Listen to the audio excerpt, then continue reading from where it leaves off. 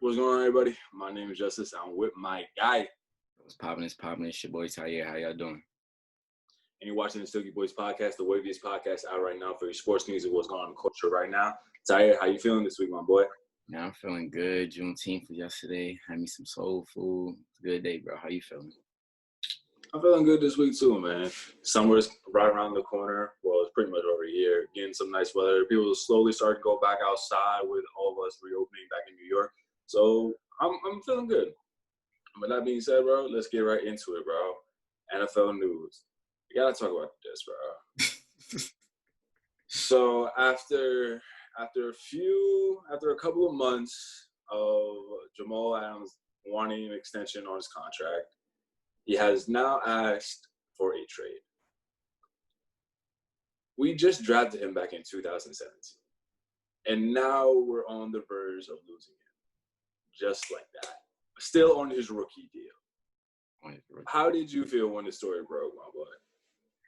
Bro, leading up to it, I just had an inkling that this was coming, bro, because I follow Jamal on Instagram. So, like, I see his comments, and his comments always point towards that he's frustrated. But when I saw that report come out 2 days ago, I was hurt, man. I'm like, this is our first cornerstone player since Revis 09 season. This is the first star player that we had on our team in over a decade. And the management just can't seem to get the deal done. I really don't understand what's going on in this situation, bro. What was your first reaction to this? I was frustrated. I was hoping it wouldn't get to this point. I thought, without a doubt, with him being the best player on the team, he was going to get a contract. I thought Joe Douglas would realize that. I read a couple of articles about this situation, and they're basically saying from a salary cap standpoint, because of everything what's happening with Corona, that the league, of course, is going to lose money if we don't have a season, and so there's caution for some of these GMs to sign some of these players, which I get and I understand. You still want to have your cap flexibility heading into an uncertain future. I understand that, but I take issue when that player is the best guy on the team and is without question the leader of the team and the dude that's been made an impact since day one.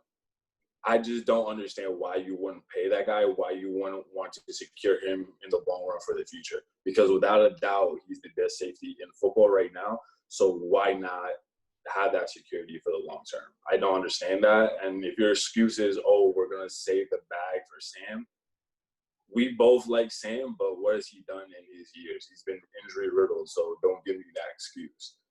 I mean, technically, right now, they just still have leverage just because he's still under contract. He's heading to his fourth year. And if they want, they can still pick up his fifth-year option. But honestly, heading into this next football season, I think he holds out for this year. I don't think he gets traded, but I think he definitely holds out.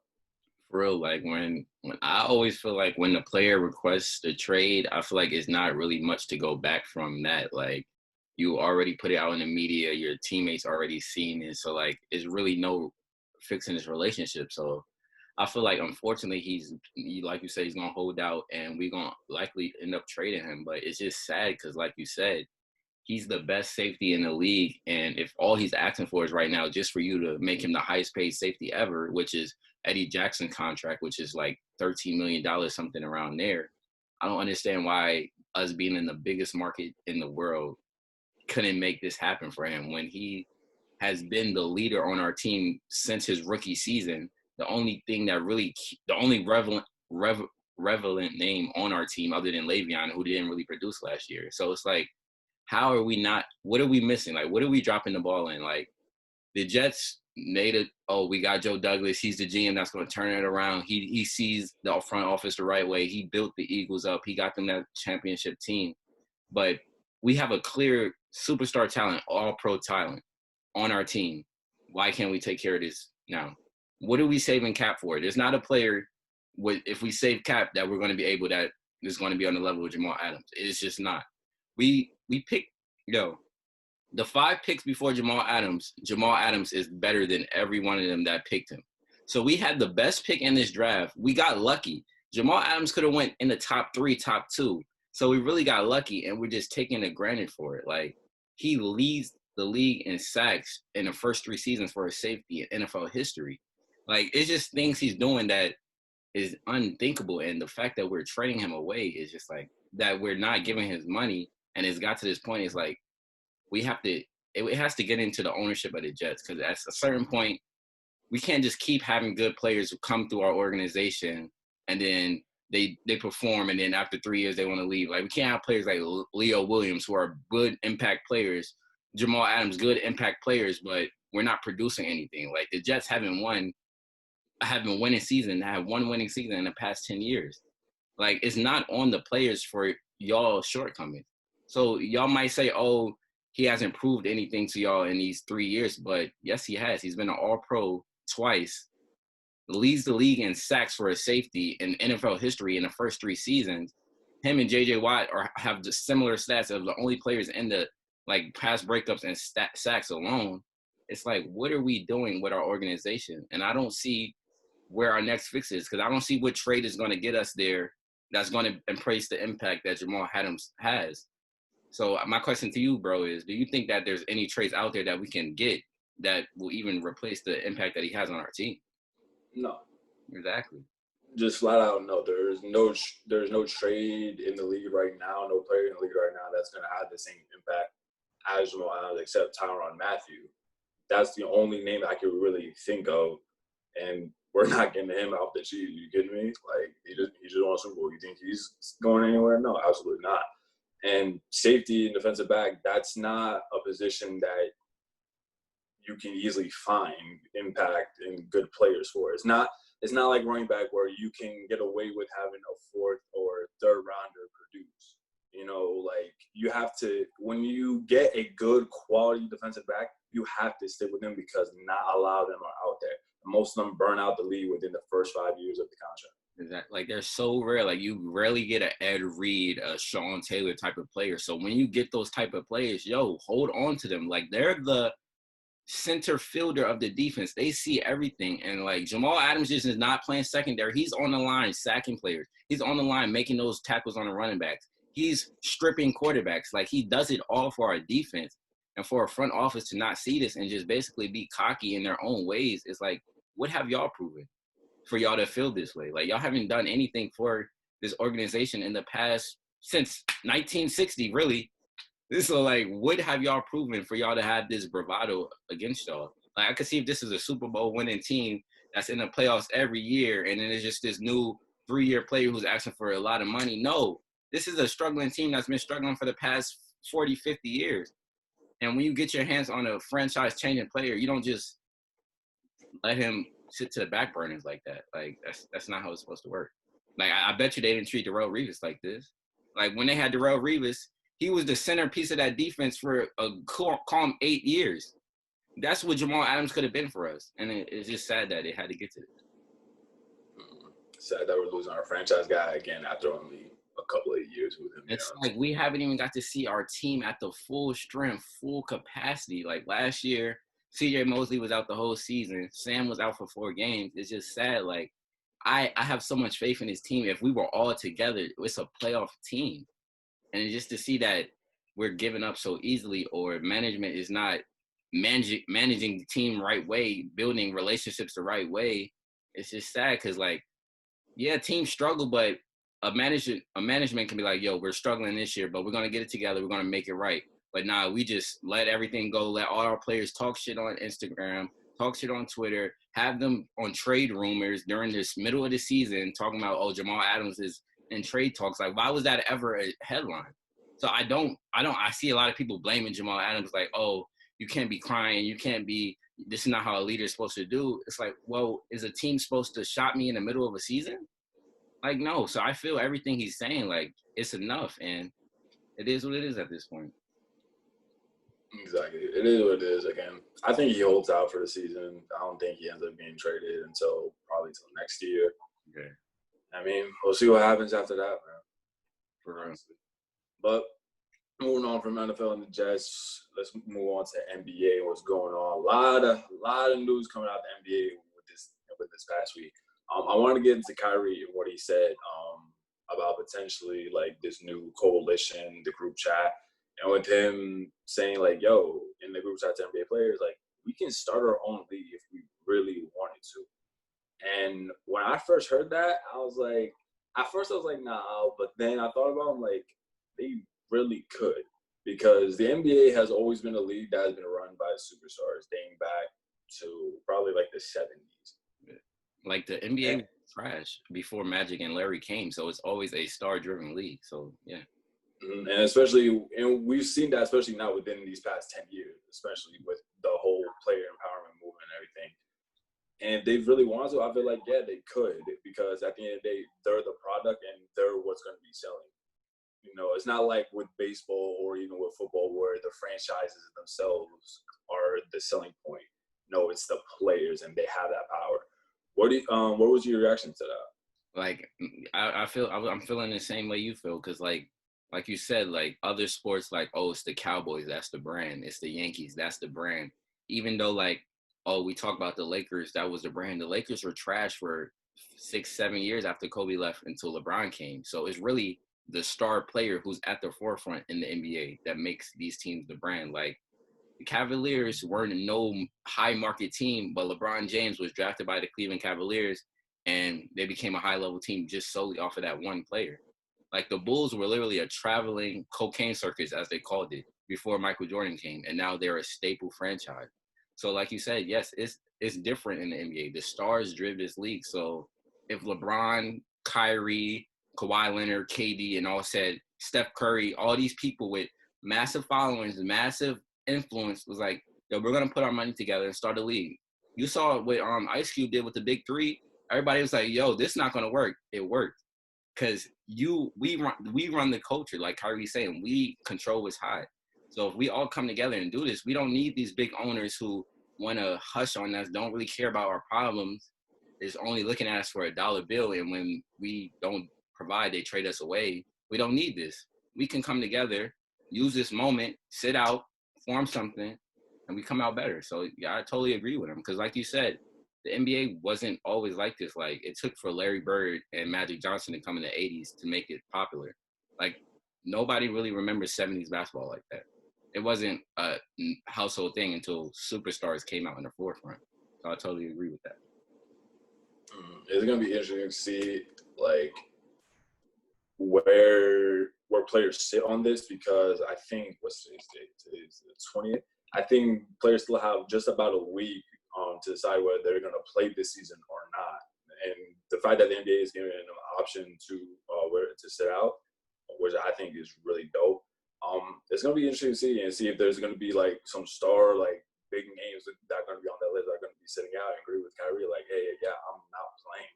And we've seen the support from other players like Dwight Howard, you know, former players, Kendrick Perkins and all that, calling out and say, hey, yeah, no, let's, you know what I'm saying, let's do this. Let's not play basketball in order to really make a stand on what's going on right now. And that leads into the situation between Kendrick Perkins and KD. You want to touch up on that? Yeah, so basically Kendrick Perkins got on Get Up or First Take and was like, yo, Kyrie doesn't know what he's talking about. He's just saying whatever. He that has no plan. He just irate that he wasn't allowed to play. He wasn't allowed to sit on the bench with the Nets. So that's the only reason he came up with this idea. And so KD called him a sellout. And I'm on KD's side with this because KD explained it in a way like, yo, the only reason that ESPN are talking or Kendrick Perkins and Stephen A. Smith are like, yo, why would these players sit out is because they need the NBA back just as much as the NBA does. Like ESPN has been in a dead spin for months just talking about anything. So yeah, you're gonna see people like Stephen A. Smith be like, yo, Kyrie's talking crazy. He doesn't know what he's talking about. We need the NBA back to have this platform. And the main thing I keep hearing is like, oh, the players can use this platform to speak about whatever he wants. I'm like, yes, that's true. But we have to remember, for a lot of people, sports is a break from reality. So the players might be focused on what's going on, but the fans that are watching this are not focused. So that's why we need to say, yo, stop, put a halt on this. We're not creating any further distractions.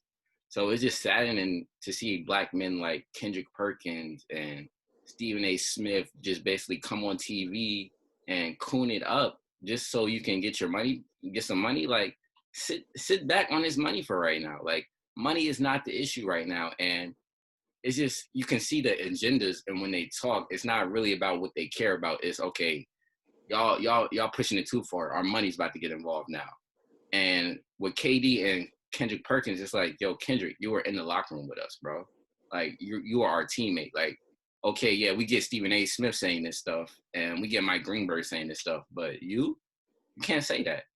So it's like, I'm on Kyrie and KD's side totally. Matt Barnes was on Get Up. He's like, back when the Donald Sterling thing happened, we should have set out. And if I was in the NBA right now, I would sit out. So it's basically at the point where the players just have to see it's bigger than basketball. Like, I saw, it was a shot that Patrick Beverley took out LeBron, how, like, everybody's saying, like, why is LeBron not coming to basically saying, like, we shouldn't play either. And Patrick Beverley was like, if LeBron says we're playing, the NBA is playing. It's as simple as that. So I'm putting a little pressure on LeBron, yo. Like, you speak about this social injustice. This is the biggest impact you can make. Yes, you feel like, oh, and when I'm in the NBA, when we're playing, I could speak to media. Media is going to be here every day.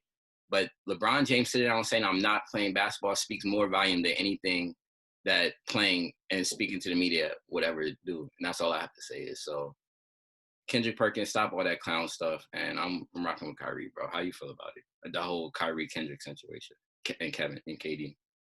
I'm on just that too. Like, again, it's bigger than basketball. And if you're going to set out to bring more attention to this issue, yeah, go for it. Absolutely. And you brought up a really good point.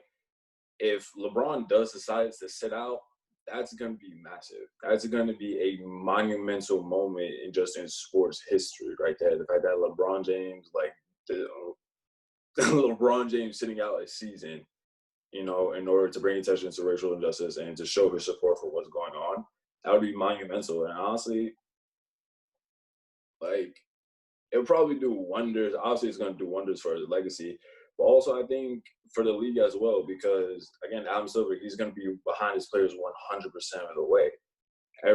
Without a question, he will be. So if it does happen, I mean, we'll see. Like, again, like, it puts LeBron in a kind of a tricky situation, but, we'll see what happens. Honestly, do I think he will sit out? I see a world where he does, but at the same time, like, also still see him, like, trying to play both sides at the same time, like, wanting to play basketball and still, again, like you said, all this media attention, I could still talk about it, while still trying to win the ring. But it's like, at the same time, you could be doing so much more if you were to sit out. That's what I'm saying. It's like, it's not like it's a regular season where, like, oh, it's October and they're saying, oh, we're not about to play for the opening tip. It's like, it's a dysfunctional season. It's no season as regular. It's a clear money grab. We pushing to get this money that we lost during these months. It's clear what it is. And I feel like it's just an important moment to make that moment. So like you said, it would be so monumental if LeBron did this. It would be like Ali giving up his titles because he didn't want to fight for the war. Like, it would be so big if he did it. And I'm rooting for him. I feel like he has it in him. And if he doesn't, I feel like he'll make a way to make it known. But either way, I'm whatever he rocks with. Mm-hmm, definitely. And with that, let's transition into a little bit of the culture, into new music. Want to get to new music first? Oh, let's get to the J. Cole thing first, then we talk about new music after that. Okay, so J. Cole, he released a song "Snow on the Bluff." What was it? Earlier this week? Tuesday. Yeah, I think it was like on Thursday. Yeah, Tuesday night, I think. Oh, Tuesday night, "Snow on the Bluff." Conscious about obviously whatever about what's going on. I gave it a listen. I liked it. The day after, immediately he came under fire about using misogynistic lyrics and stuff like that. Me personally, I didn't pay much attention to that news just because if you know J. Cole, you know, like, what he's about and how he is as a person. So I didn't even pay any attention about that. And then he went on Twitter basically saying, look, I stand by everything that I said. I'm not taking back everything. No. And he said on Twitter, I'm not necessarily qualified to talk about these things, but I have having these conversations with No Name. And I've been following her. I've been reading and seeing what she's been having to say about, everything that's going on. And if you have any issue with that, like, go to her page, essentially. And now she released a song. I haven't gotten a chance to listen to hers. But now it's kind of a situation where it's like, what's going on right now? So I stand on it like this. Like you said, I completely agree with you. J. Cole is not a misogynist. Like, if you listen to J. Cole music, you wouldn't even think about that. Like, so obviously that whole fiasco was a bunch of people who were just sitting ready just to cancel somebody, not even knowing what they is talking about. But the only problem I got with J. Cole did is he didn't have to address her on a track, like, right now. Like, I feel like whatever you was asking her in the song, like asking her, like, yo, don't tear us down, don't call us out. If we're not ready to speak on it, teach us. Because that's what a lot of the problems that's going on right now is just a lot of people who know the information is just attacking people who don't know. And I feel like that's not fair. Like, instead of going on your social media at no name, like adding Kendrick or Cole subliminally saying they need to speak up, yo, text them like, this is the information, yada, yada, yada, that y'all don't know. And then they can consume that information and then speak up when they're ready. So that's all Cole was saying in his song. So I agree with everything he's saying in his song. I just feel like now wasn't the time to go attack a Black woman on this song. Like, y'all could have did that privately on the phone or something if y'all friends and stuff. But as far as the No Name thing, I agree with No Name, but at the same time, you might know everything about what's going on. You might be the most social person, but everybody's not like that. Everybody's not in tune with stuff. Like, J. Cole was raised by a white mother. His Black father wasn't in his life a lot. So, like, a lot of stuff that you might have grew up on, he doesn't know. So you can't attack him for not knowing. Just educate him instead of attacking him. Like, all I say is, like, right now in this moment, nobody should be attacking each other. Nobody should be going at each other. Like, we have so many bigger issues in the world right now, and for two Black people to be going back and forth. So, like, one of the major things that was said about J. Cole and his thing was, like, he should have spoke up. He could have used that song to speak about what happened to George Floyd. I agree on that. Like, just give an overview of what's going on. Don't directly attack the person. That's the only problem I have with J. Cole. Like, don't just get on the track and attack a Black woman in the time right now. Like, we got too much of that. But other than that, he was right in addressing her. Like, if somebody is speaking to you in a feisty tone, you can address that. I don't know what part of misogynism that is. If somebody is addressing you, male or female, in a hostile tone, you have the right to correct that. Like, male or female, being a female doesn't give you the right to just talk to somebody anyway. So he was right in doing that. But canceling him over a track that was not that serious and calling him a misogynist, that was a low blow. Like, J. Cole, you can listen to 2014 Forest Hill Drive and you would just know he's not a misogynist. So I just think it was a huge misunderstanding that didn't need to take place in the public eye. Really, that's all it was. Yeah, and it's right now, it's the time of support right now. Yeah. Like, overall, we just need to be behind each other's back, supporting each other. And yeah, if we don't know something, clarify it for us. That way we do know. That's that all way we don't. don't. In the song. Like, that's all he really said in the song. That's it. Like, literally just inform us. If we don't know something, what should it call? Let's be open to listening and be open to understanding, asking questions about these things to be better informed. That way we're able to actually have a more in-depth conversation about these things and to go in order to be in a better place in the future. That's all it is at the end of the day. It's like, I just feel like right now everybody's so hostile. They're so quick to just jump on something. They make anything a story. Like, you just gotta be careful in these times. I mean, yeah, and that's been the case for years now. But I think even more so, like, especially right now. Yeah. What's going on? But again, like, it's all about support and just staying educated and just knowing the facts and, like, being in these conversations for change. That's another thing. This opened up another conversation where J. Cole might have not known he was wrong, and now it's a place for the conversation to be had where it wasn't going to be before. So it's always good in everything. So you just gotta take it for what it is. Absolutely. Now, am I getting new music, my boy? Yeah, bro, I got a new album I've been listening to. The album by Tyaire Taylor just dropped, bro. I've been playing that a lot. It's fire, man. It's Tyaire Taylor is just doing what Tyaire Taylor does, producing, singing, just overall, she's just an artist, period, since she came onto the scene. And this album is an artwork. Some of my favorite songs off of it already. I like Wake Up Love featuring Amon Shumpert, her husband. And then I like The Boomin' featuring Missy Elliott and Future. And then my favorite song off the track right now is Shoot It Up featuring Big Song. But right now, it's just a good album to set the tone for the summer. Nice, chill R&B vibes, make you want to go get married. But it's a calm album, man. Mm. For me, listening to the album when it came out, this was really my first introduction to Tyaire. I heard You're Gonna Love Me record. I like that. But this was really like my first in-depth look into who Tyaire was as an artist. And over the course of listening to the album, like I really liked it. Like I like the vibe that she gave off. I like her versatility on the different songs. I like her energy. Just really, and she can sing her ass off too. She's so talented, bro. Like she can act, sing, dance. Like it's whatever with her, bro. Like she's here to stay, bro. Yeah, no. And after listening to this album, like I can definitely see the appeal and just where she can go in terms of just a music career, like long lasting. As far as favorite songs, I like the low key song. I really like that Erykah Badu feature too. Oh yeah, that flip too, or that Erykah Badu song is hard. She got a lot of flips on these album that goes stupid. Mm-hmm. Let's Build. I really like Morning with Kalani. I also really like Killer Bad. Where else?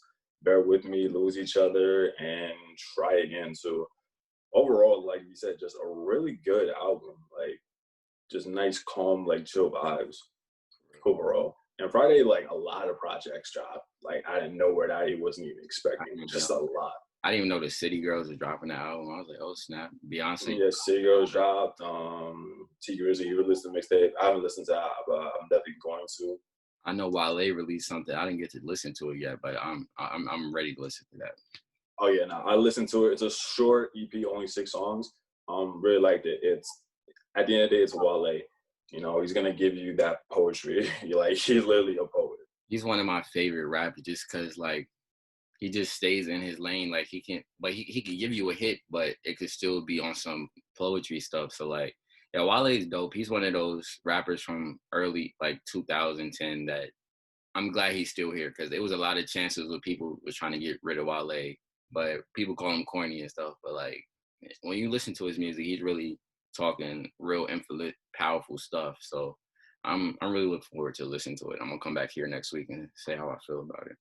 Nah, yeah, bro, it's a really good listen. Again, it's short, only like I think 18 minutes or something like that. Production on there is good. Again, it's just Wale wordplay, punchline, again talking about real shit. Like it's a good little project that dropped. Dope. I know Baby did it again, bro. He was on another feature. NBA YoungBoy dropped a feature. Baby smoked him up real quick. So it's just like Baby's not playing games no more, bro.